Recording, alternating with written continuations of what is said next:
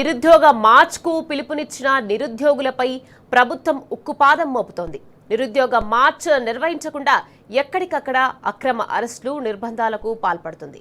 రాత్రి నుంచి నిరుద్యోగ జేఏసీ నేతలను, నిరుద్యోగులను అరెస్ట్ చేస్తున్నారు పోలీసులు.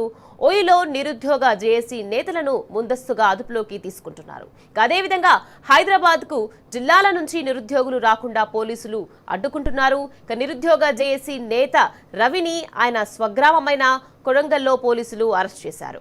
అదేవిధంగా ఖానాపూర్ నియోజకవర్గం విద్యార్థి విభాగం నేత సుద్దాల మహిపాల్ను తెల్లవారుజామున 4 గంటలకు అదుపులోకి తీసుకుని పోలీస్ స్టేషన్కు తరలించారు.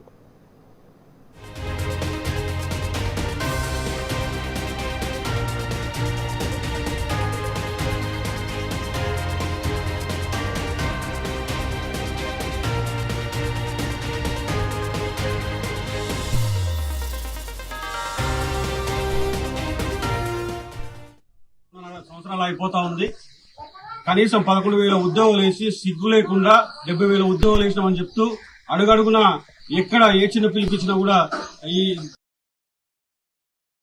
పోలీసులతో అరెస్ట్ చేస్తున్నటువంటి పాపన కనబడతా ఉంది. మీరు నిజంగా ప్రజాపాలన అని చెప్తా ఉన్నారు. ఎవరికి ప్రజాపాలన, దేనికి ప్రజాపాలన? ఇది రాక్షస పాలన.